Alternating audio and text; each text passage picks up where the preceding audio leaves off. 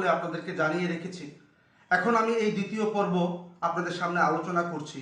সেই আলোচনার আমি নামাকরণ করেছিলাম যে জিরানিয়া কাণ্ডে যে অবৈধ নেশা সামগ্রী পুলিশ বাজেয়াপ্ত করেছে তার পেছনে সম্ভাব্য কারা কারা রয়েছেন তার একটা আন্দাজ বা তার একটা হিন্টস আমি আপনাদেরকে দিয়েছিলাম।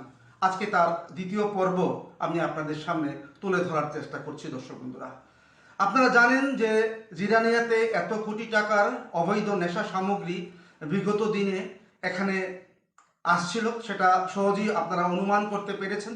পাশাপাশি এবার ধরা পড়েছে, কারণ কয়েকটি ডিপার্টমেন্ট সেখানে চলে আসে, তাই সেটাকে আর কোনোভাবে ম্যানিপুলেট করা সম্ভব হয়নি। যারা প্রতাপশালী ব্যক্তিরা যারা সেদিন ছিলেন তাদের কন্ট্রোলের বাইরে চলে গেছিল, যার কারণে এতগুলো অবৈধ সামগ্রী পুলিশ বাজেয়াপ্ত করতে সক্ষম হয়েছে। দর্শক বন্ধুরা, আমি আপনাদেরকে জানিয়ে রাখছি, রাজ্যের মাননীয় মুখ্যমন্ত্রী ডাক্তার মানিক সাহা উনি প্রথম থেকেই উনি বলে আসছিলেন যে ত্রিপুরা রাজ্যকে আমি নেশামুক্ত ত্রিপুরা রাজ্য হিসেবে গড়ে তুলব।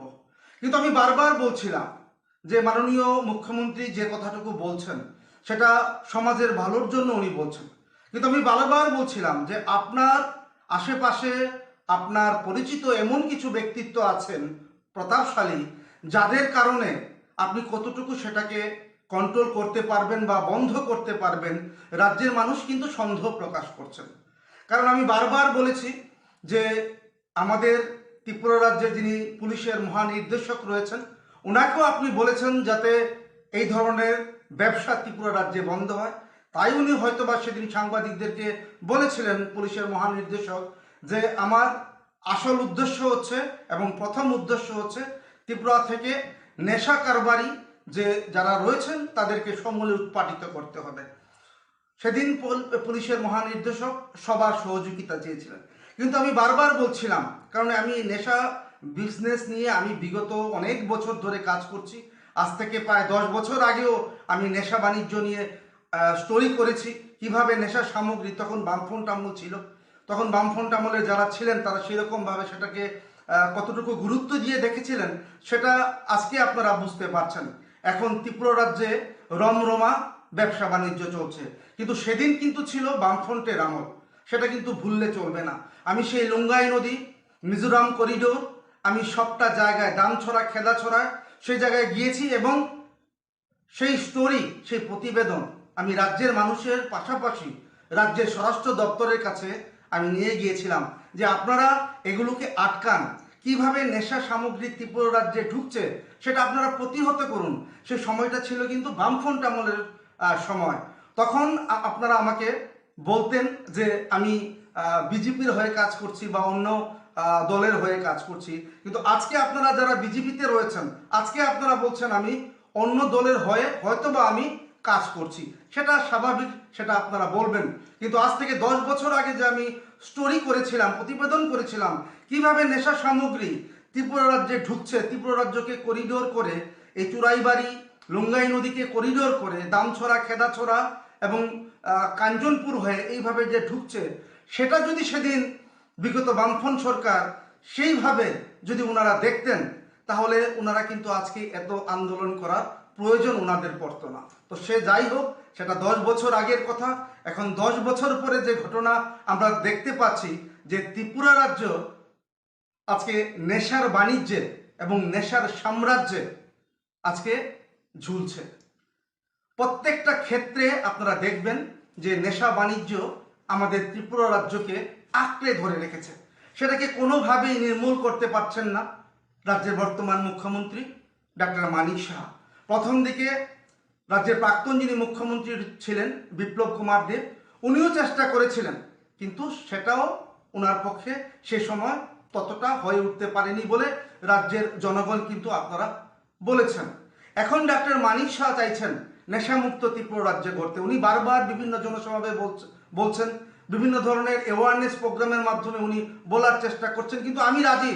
বারবার বলেছি যে এত বড় একটা নেশার সাম্রাজ্য তৈরি করা সেটা কখনোই সম্ভব নয় যদি শাসক দলের কোনো প্রতাপশালী ব্যক্তি বা কোনো প্রতাপশালী ব্যক্তি তার প্রচ্ছন্ন মদত না থাকে। কারণ পুলিশ কোনো না কোনোভাবে শাসক দলের যে বক্তব্য সেগুলো কি অনুসরণ করে চলে বলে আমরা আগেও দেখেছি, বর্তমানেও দেখছি, হয়তো বা ভবিষ্যতেও আমরা দেখব। কারণ পুলিশ সরকারের একটা অংশ, একটা রাষ্ট্রীয় শক্তি। তো দলের মধ্যে যদি এমন ধরনের কিছু লোক থাকে এবং প্রতাপ প্রতিপত্তিশালী, তাহলে মাননীয় মুখ্যমন্ত্রী একা উনি কি করবেন?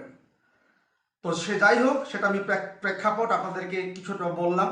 তো গতদিন যে আমি আলোচনা করেছিলাম, অনেকে আপনারা বলেছেন যে রাজীব দা আপনি সম্পূর্ণ নাম কেন বলতে পারছেন না বা কেন বলছেন না, আপনি তাদের মুখোশ খুলে দেন। কিন্তু দর্শক বন্ধুরা, আপনাদেরকে জানিয়ে রাখছি, আমরা সাংবাদিকতা করি, সাহসের সঙ্গে সাংবাদিকতা করি। কিন্তু প্রথম অবস্থায় আমরা সাংবাদিক, আমাদের কাজ হচ্ছে তথ্য সংগ্রহ করে আপনাদের উদ্দেশ্যে তুলে ধরা, প্রশাসনের নজরে নিয়ে যাওয়া। প্রশাসন যদি আমাদের কথা সেরকমভাবে শোনেন, তাহলে নিশ্চয়ই তার থেকে রেজাল্ট বেরিয়ে আসবে। আমরা কখনোই একটা আদালতের যিনি জজ রয়েছেন ওনার মতো বক্তব্য বা আমরা এই ধরনের একদম ডাইরেক্ট বলে দেওয়া, সেটা আমরা করতে পারি না। আমরা আপনাদেরকে হিন্টস দিতে পারি, আমরা প্রশাসনকে দিক নির্দেশ করতে পারি যে আপনারা এইভাবে চলেন, এইভাবে যান, আপনারা কালপিটকে ধরতে পারবেন। কিন্তু দুর্ভাগ্যবশত সেদিন এত কোটি টাকার মাল, অবৈধ সামগ্রী বাজেয়াপ্ত করেছে পুলিশ, কিন্তু দুর্ভাগ্যবশত কতটা দিন পরে গিয়ে পুলিশ তাদেরকে গ্রেপ্তার করেছে। তার কারণ কি, সেটা একটা সন্দেহ তৈরি কিন্তু হচ্ছে এই মুহূর্তে, যেটা আমার যেমন হচ্ছে, রাজ্যের আপামর জনগণের হচ্ছে। কেন হচ্ছে সেটা আমি আপনাদেরকে জানাচ্ছি ধীরে ধীরে। এটা দ্বিতীয় ভাগ করছি, তৃতীয় ভাগ করব যদি পুলিশের সেই ধরনের ভূমিকা আমরা না দেখি। দর্শক বন্ধুরা, আমি যেটা আপনাদেরকে বলছিলাম, সেদিন আমি কি বলেছিলাম, যে এই নেশার কারবারের সঙ্গে যিনি সরাসরি যুক্ত রয়েছেন উনি হচ্ছেন এ ঘোষ। কিন্তু আমরা দেখতে পেয়েছি অরুণ কুমার ঘোষকে গ্রেপ্তার পুলিশ করতে পারেনি, উনার বাড়িতে রেড করেছে কিন্তু উনাকে পাওয়া যায়নি। কেন পুলিশ এতদিন পর সেখানে রেড করতে গেল, সেটা মাননীয় মুখ্যমন্ত্রী যদি জবাব দেন রাজ্যের মানুষকে, যেহেতু উনি স্বরাষ্ট্র দপ্তরের মন্ত্রী, তাহলে রাজ্যের মানুষ সেটাকে সেটা সম্বন্ধে জানতে পারবেন এবং বুঝতে পারবেন যে এতদিন পর কেন পুলিশ রেড করতে গেলেন। আমি আরেকটা নাম বলেছিলাম যে ইচাবাজার সন্নিকটে মিস্টার পি দাসের বাড়িতে এই এ বাবু একটা গোডাউন ভাড়া করে রেখেছেন। হ্যাঁ, গত দুদিন আগে আমি শুনেছি বা আমরা নিউজ করেছি, পি বাবু হচ্ছে মিস্টার প্রবীর দাস, ওনার বাড়িতে এ বাবু হচ্ছে অরুণ কুমার ঘোষ, উনি গোডাউন ভাড়া নিয়েছেন। সেটাও কিন্তু সত্যি প্রমাণিত হলো। পুলিশ কিন্তু সেখানে গেলেন, কিন্তু দুর্ভাগ্যবশত অনেকটা সময় দিয়ে গেলেন, কারণ সেই গোডাউনে গিয়ে কিছুই পাওয়া যায়নি। কিছু কাগজপত্র নিয়ে নার্কোটিক্স ডিপার্টমেন্টের যারা আধিকারিকরা ছিলেন সেগুলোকে নিয়ে শুধুই ফিরে আসেন খালি হাতে। কারণ এতটা সময় এখানে অতিবাহিত হয়ে গেছে, যারা এই সকল কাজ করে তারা কখনোই এইভাবে ফেলে রেখে চলে যাবে না, সেটাই স্বাভাবিক। কিন্তু আমি বলেছিলাম আমার আলোচনায় যে এ বাবু যুক্ত রয়েছে, এ বাবু হচ্ছে অরুণ কুমার ঘোষ, যার বাড়িতে নার্কোটিক্স ডিপার্টমেন্ট রেড করেছে, কিন্তু ওনাকে পুলিশ জালে তুলতে পারেনি। উনি সময় পেয়েছেন, তাই উনি নিজেকে সরিয়ে নিতে সক্ষম হয়েছেন। পাশাপাশি পি দাসের কথা বলছি, উনি গোডাউন ভাড়া দিয়েছেন, কিন্তু উনি বলেছেন যে আমি গোডাউন ভাড়া দিয়েছি, এখন ওই গোডাউনের মধ্যে কি মাল আসছে সেটা আমি জানি না, উনি সেখান থেকে পাশ কেটে বেরিয়ে গেছেন। কিন্তু আমি কিন্তু তথ্য দিয়েছি যে অরুণবাবু এই গোডাউন ভাড়া নিয়েছেন ইচাবাজার সংলগ্ন একটি বাড়ি থেকে, সেটাও প্রমাণিত হয়েছে। দর্শক বন্ধুরা, আজকে কয়েকটি বিষয় আপনাদেরকে আমি বলবো, সেই বিষয়টি আপনারা শুনলে অবাক হবেন যে কিভাবে এই নেশা বাণিজ্য এই জিরানিয়াকে অবলম্বন করে এই নেশা বাণিজ্যের একটা রমরমা চলছে। দর্শক বন্ধুরা, আপনাদেরকে আমি জানিয়ে রাখছি, আমার হাতে একটা কাগজ রয়েছে। সেই কাগজটা যেদিন এই অবৈধ সামগ্রীগুলো রানীবাজার থেকে সিজ হয়েছে, সেই সময় একটা ডকুমেন্টেশনের একটা প্রক্রিয়া চলে। সেই ডকুমেন্টেশনের একটা কাগজ আমি আমার রিলায়েবল সোর্সের মাধ্যমে পেয়েছি। আপনারা শুনলে অবাক হবেন, এত কিছু পাওয়া সত্ত্বেও পুলিশ বা নার্কোটিক্স ডিপার্টমেন্ট কেন তাদেরকে গ্রেপ্তার করেনি, সেটা কিন্তু আজকে একটা প্রশ্ন চিহ্নের মুখে এসে দাঁড়িয়েছে। প্রথমত আপনারা শুনলে অবাক হবেন। আমি সেদিন বলেছিলাম যে ওয়েবসাইটে থেকে আমি নিয়েছি, সেই ওয়েবসাইটের কপি আমার কাছে রয়েছে। সেদিন দুটো কনসাইনমেন্ট কাগজ আমার কাছে রয়েছে। সেই কনসাইনমেন্টগুলো এসছিল, সেগুলো বুক হয়েছে দিল্লি থেকে। আমি বলেছি আপনাদেরকে যে মালগুলো দিল্লি থেকে বুক হয়েছে, মানে তথা দিল্লি তথা বার্লি থেকে বুক হয়েছে, এবং সেগুলো ডেস্টিনেশন ছিল জিরানিয়াতে। যেই দুটো বগির মধ্যে এই অবৈধ নেশা সামগ্রীগুলো আসছিল, সেগুলো বুক হয়েছে দিল্লি থেকে, বার্লি থেকে বুক হয়েছে। তার ডেস্টিনেশন, তার গন্তব্যস্থান ছিল জিরানিয়াতে। এবং যে ওয়াগন করে এই অবৈধ সামগ্রীগুলো ত্রিপুরা রাজ্যের জিরানিয়াতে প্রবেশ করেছে, সেই ওয়াগনের নাম্বার রয়েছে 300300100892। সেটা হচ্ছে একটা ওয়াগনের নাম্বার। দ্বিতীয় ওয়াগনের নাম্বার হচ্ছে 310324570043। এই দুটো বগি করে এই অবৈধ নেশা সামগ্রীগুলো জিরানিয়াতে এসে পৌঁছেছে। এবং এই নেশা সামগ্রীগুলোর কোড নাম্বার ছিল, একটার কোড নাম্বার ছিল, দুটোরই সেম কোড নাম্বার, সেটা হচ্ছে BISV। এটা ছিল ওই দুটো ওয়াগনের একটা কোড। পাশাপাশি আমি যেটা বললাম আপনাদেরকে, যে একটা হচ্ছে যারা কনসাইনি তাদের কোড, আরেকটা হচ্ছে যারা কনসাইনো তাদের কোড হচ্ছে GRLP, আরেকটা হচ্ছে BHRC। এবার শুনুন দর্শক বন্ধুরা, কি ছিল সেখানে মেনশন, কি ছিল কমোডিটিতে, কি ছিল। একটা বগিতে সেখানে মেনশন করা হয়েছে কটন অ্যান্ড টেক্সটাইলস, আরেকটা বগিতে মেনশন করা আছে জিরা। একটা রেল ডিপার্টমেন্টের দুটো বগিতে এইভাবে অবৈধ সামগ্রীগুলো এইভাবে মিস ডিক্লারেশনে বুক হয়েছে, সেখানে সিসি ক্যামেরা ছিল, সেগুলো কি ভাডলি থেকে ধরা পড়েনি? ধরা পড়েছে।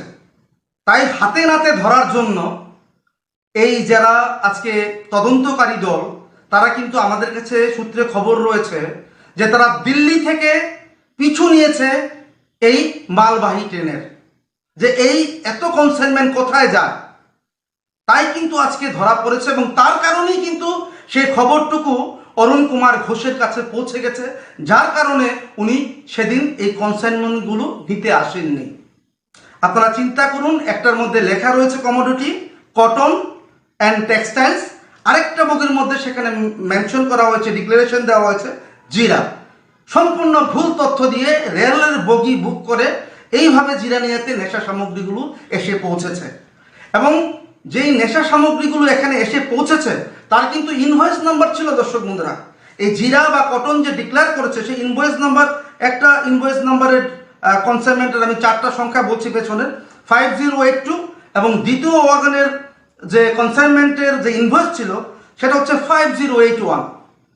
মানে পাক্কা বিল দেখিয়ে সেটাকে রেলের মাধ্যমে পাঠানোর চেষ্টা হয়েছিল। এবং বুক কবে করা হয়েছিল? ভ্যাডলি থেকে। একটা ওয়াগনার বুক হয়েছিল 5-10-25-এ, আরেকটা ওয়াগনার বুক হয়েছে 6-10-25-এ। আপনারা দেখুন, এবং সেখানে লেখা আছে যে এই দুটো কনসাইনমেন্ট কার হাতে হস্তান্তর করবে রেল ডিপার্টমেন্ট। ওনার নাম হচ্ছে অরুণ কুমার ঘোষ। এই কাগজ কিন্তু যেদিন সিজ হয়েছে এই কনসাইনমেন্টগুলো, সেদিনে স্টেশনে থাকা আধিকারিকদের সামনে লেখা। তাহলে সেদিন আধিকারিকদের সামনে যখন লেখা রয়েছে এবং ওয়েবসাইটে লেখা রয়েছে যে এই মালগুলোর, এই অবৈধ নেশা সামগ্রীগুলোর মালিককে বা কনসাইনরকে, সেদিন কি পুলিশ ইচ্ছা করলে এই অরুণ কুমার ঘোষকে সঙ্গে সঙ্গে রাতারাতি গ্রেপ্তার করতে পারতেন না? কেন পারেননি সেটা কিন্তু রাজ্যের মানুষ, রাজ্যের স্বরাষ্ট্র দপ্তরকে এই মুহূর্তে প্রশ্ন করছে। পাশাপাশি 5 তারিখ বুক হয়েছে, 5 তারিখ অক্টোবর, 6 তারিখ অক্টোবরে বুক হয়েছে। সেই মালগুলো সেদিন এসে পৌঁছেছিল 16 তারিখ 2:15 জিরানিয়া স্টেশনে এসে পৌঁছেছিল। তারপর সেখানে পার্টি আসেনি। যখন পুলিশ দেখতে পেল এতগুলো কনসাইনমেন্ট, এতগুলো নেশা সামগ্রী আটক করা হয়েছে, যিনি অরুণ কুমার ঘোষ, ওনার আমি আপনাদেরকে জানিয়ে দিচ্ছি, এত কিছু থাকা সত্ত্বেও এখন আপনারা বলতে পারেন অরুণ কুমার ঘোষ তো অনেকেই থাকতে পারেন। না দর্শক বন্ধুরা, এই অরুণ কুমার ঘোষ সেই অরুণ কুমার ঘোষ যার আধার কার্ড নাম্বার হচ্ছে 2273839541। এটা হচ্ছে এই অরুণ কুমার ঘোষের আধার কার্ড নাম্বার। কিন্তু কনসাইনমেন্ট এসে পৌঁছেছে 5 তারিখ এবং 6 তারিখের কনসাইনমেন্ট এসে পৌঁছেছে আগরতলায় 16 তারিখ। আজকে এতটা দিন পর পুলিশ কেন তাদেরকে এতটা সুযোগ দিল, সেটা কিন্তু রাজ্যের মানুষ আপনারা জানতে চাইছেন। যে ব্যক্তিটির আধার কার্ড নাম্বার রয়েছে, যেই ব্যক্তির ফোন নাম্বার রয়েছে, তাকে কেন পালানোর সুযোগ দিল রাজ্যের আরক্ষা প্রশাসন, সেটা কিন্তু রাজ্যের আপামর জনগণ আপনারা কিন্তু জানতে চাইছেন দর্শক বন্ধুরা। এবার আপনাদেরকে আমি আরেকটা বিষয় বলছি, সেই বিষয়টা হচ্ছে এই জিরানিয়া রেল স্টেশন এলাকা কিভাবে এই ধরনের বাণিজ্য চলছে, কারা কারা এর পেছনে আরও রয়েছে। আমি যে দুটোর নাম সেদিন বলেছিলাম আমার আলোচনায়, মিস্টার পি দাস মানে প্রবীর দাস, ওনার গোডাউনে নার্কোটিক্স হানা দিয়েছে, সেটা ওনারা প্রমাণ পেয়েছেন, তাই হয়তোবা সেখানে গেছেন।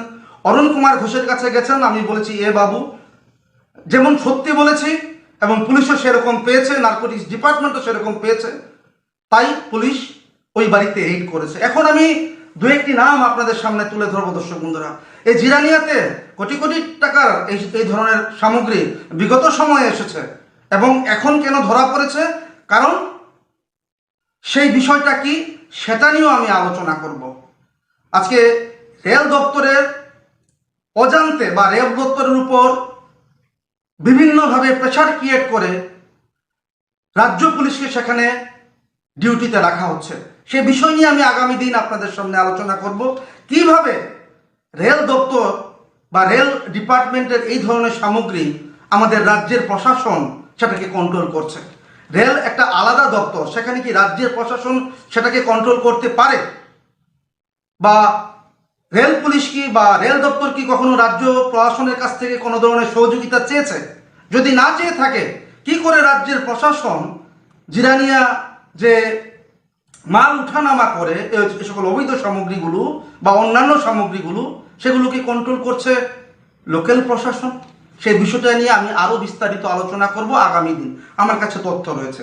এবার আমি আসল বিষয়টা আপনাদের সামনে তুলে ধরছি, কিভাবে এই জিরানিয়া রেল স্টেশনে এই ধরনের ঘটনাগুলো ঘটছে এবং এখনো কয়েকজন দিব্যি কিন্তু বুক ফুলিয়ে দিব্যি চলাফেরা করছে।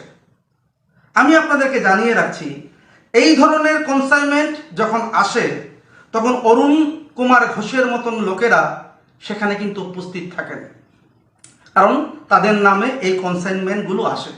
এবং আমার কাছে আরও একটি তথ্য রয়েছে, সেই তথ্যটি হয়েছে যে সূত্র আমাদেরকে এই তথ্য দিয়েছেন, ওনাদের বক্তব্য হচ্ছে এই দুটো যে কনসাইনমেন্ট অবৈধ কোটি কোটি টাকার সামগ্রী সেখানে এসেছিল জিরানিয়াতে, সেগুলি অলরেডি বিক্রি হয়ে গেছে।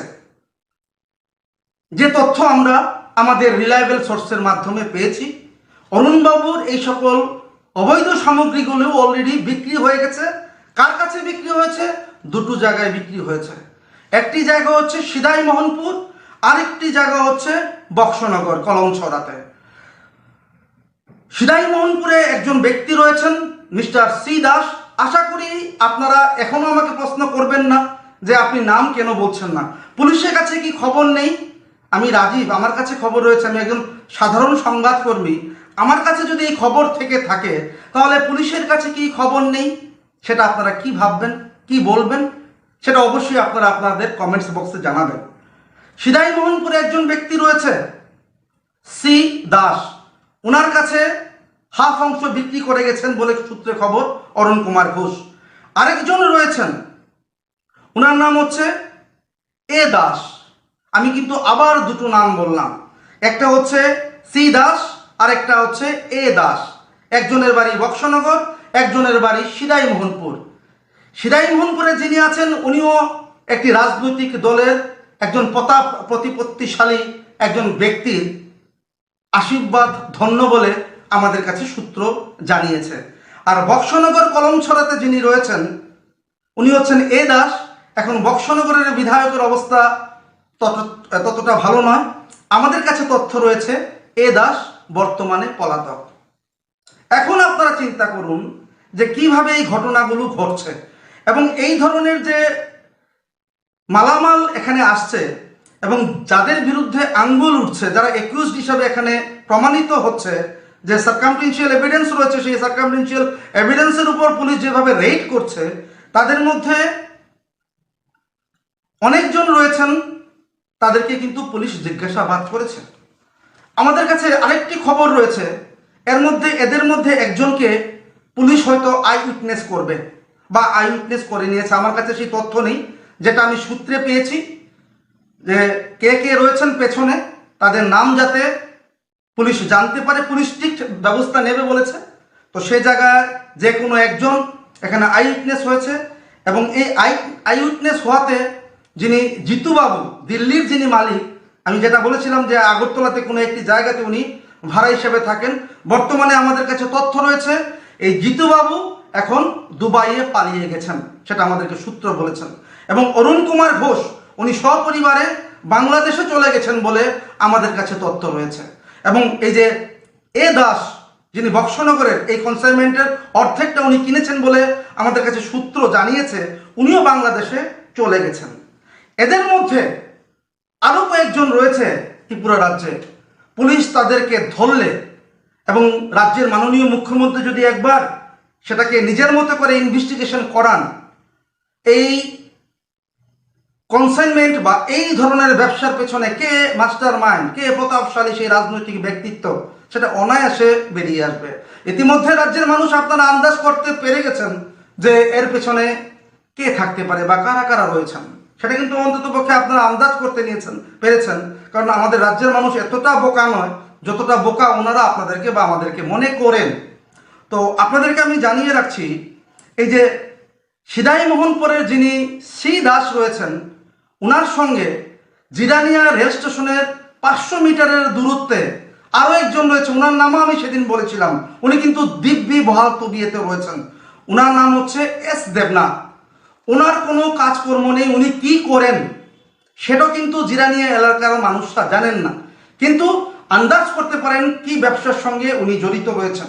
জিরানিয়ার এলাকার মানুষরা আমাকে বলেছেন যে রাজীব দা, উনি কোনো কাজ করেন না, কিন্তু কিছুদিন আগে 5-6 মাস আগে প্রায় 50 লক্ষ টাকার উপরে খরচা করে উনি একটি বাড়ি করেছেন। কিন্তু উনি কি কাজ করেন জিরানিয়া এলাকার লোকরা জানেন না, কিন্তু উনি দিব্যি বহাল তবিয়েতে রয়েছেন। পাশাপাশি ওনার বিরুদ্ধে আরও একটি ভালো একটি কথা বলেছেন জিরানিয়া এলাকার মানুষরা, যে উনি রিসেন্টলি একটা দামি বাইকও নাকি কিনেছেন, সেই বাইক দিয়ে উনি জিরানিয়া এলাকায় দিব্যি উনি ঘুরে বেড়াচ্ছেন পুলিশের সামনে দিয়ে। পাশাপাশি এই এস দেবনাথ, উনি ব্র্যান্ডেড কাপড় ছাড়া উনি নাকি পরেন না, কিন্তু ওনার সোর্স অফ ইনকাম কি রয়েছে এই এস দেবনাথের, সেটা কিন্তু রাজ্যের মানুষ বা পুলিশ ডিপার্টমেন্ট ওনারা জানেন না। তো সেটাই সবচাইতে একটা বড় বিষয়।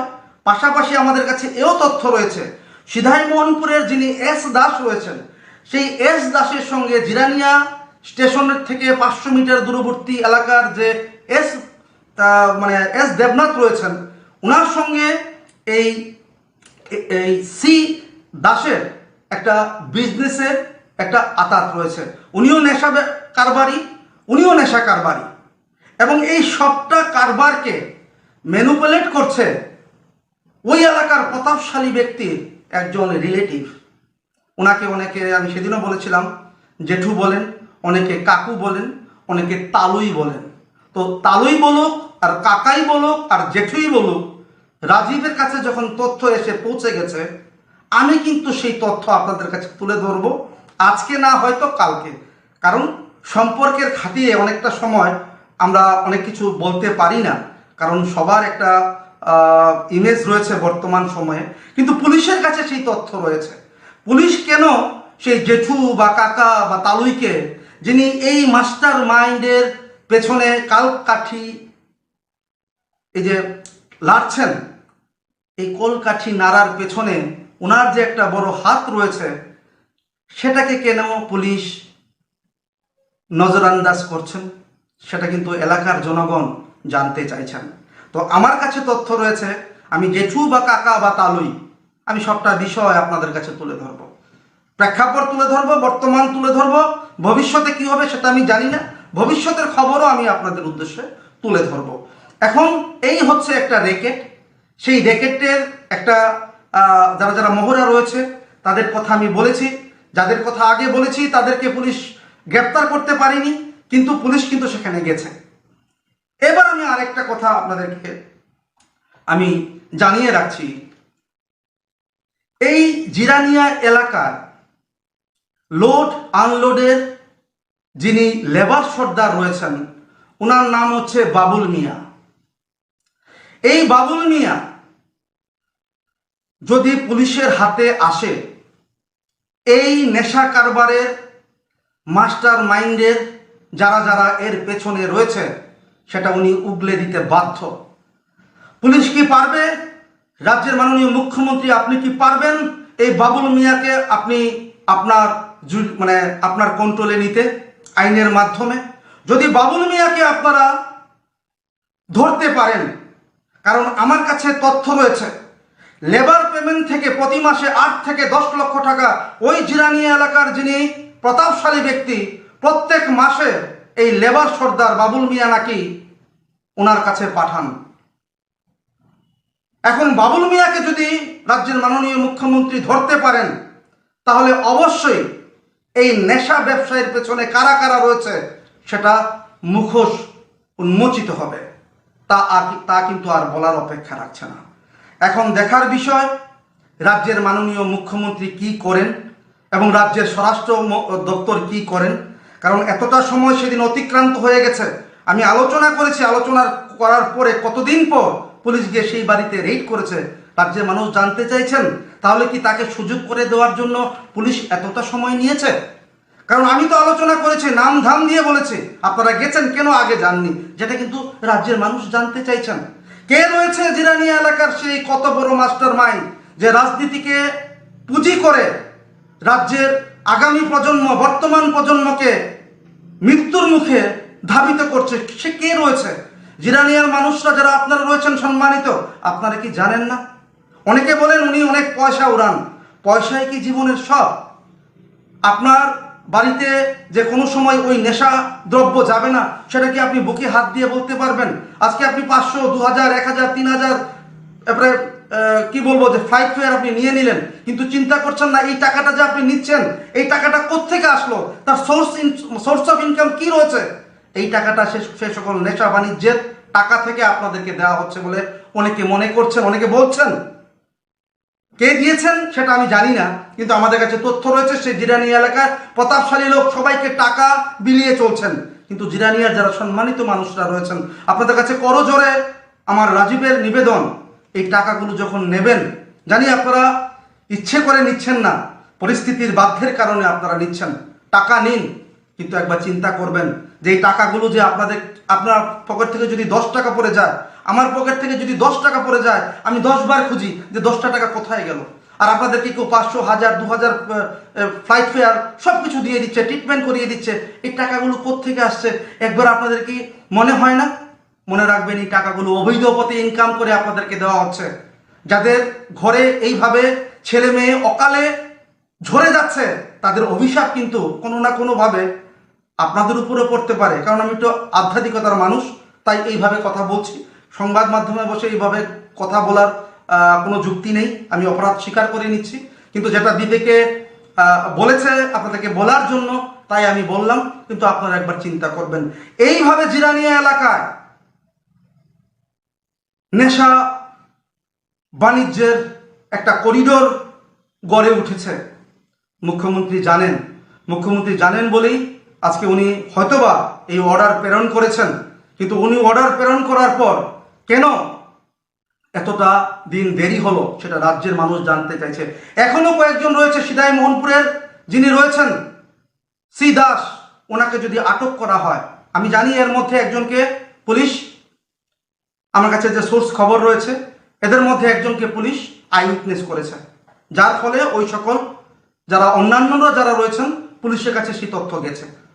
এখন আরও যিনি রয়েছেন কাকা জেঠা তালই, যিনি পরিচিত, যিনি এই সবটাকে ম্যানিপুলেট করেন, তাকে যদি গ্রেপ্তার করা যায়, পাশাপাশি জিরানিয়ার যিনি মাল এই সকল সামগ্রী বা বিভিন্ন সামগ্রীগুলো যে লোড আনলোড হয়, সেই লেবার সর্দার বাবুল মিয়াকে যদি আটক করা যায়, তাহলে অবশ্যই এই নেশা বাণিজ্যের পেছনে কে রয়েছে মাস্টার মাইন্ড, কে রয়েছে ত্রিপুরার সেই শত্রু, সেটা অবশ্যই বেরিয়ে যাবে। এখন দেখার বিষয়, রাজ্যের যিনি মুখ্যমন্ত্রী রয়েছেন, পাশাপাশি যিনি স্বরাষ্ট্রমন্ত্রী রয়েছেন, উনি কী ধরনের ব্যবস্থা গ্রহণ করেন। রাজ্যের মানুষ যেরকমভাবে চেয়ে রয়েছেন, আমরা সংবাদ মাধ্যমের, বিশেষ করে আমি রাজীব, চেয়ে রয়েছি এবং প্রত্যেকটি মুহূর্তের খবর আমি রাজীব আপনাদের উদ্দেশ্যে তুলে ধরবো। জিরানিয়ার যে কোনো ঘটনা, আমার ক্যামেরা, আমি বলেছি তো, আমার একটা ক্যামেরা জিরানিয়াতে অবশ্যই লাগানো রয়েছে, সেই জায়গায় প্রত্যেকটি মুহূর্তের খবর আমি রাজীব আপনাদের উদ্দেশ্যে তুলে ধরবো। দর্শক বন্ধুরা, আজকে আমার আলোচনা আমি এখানে শেষ করছি, কিন্তু দেখতে থাকবেন দর্শক বন্ধুরা, অবশ্যই মৃণালিনী এলেন। নমস্কার।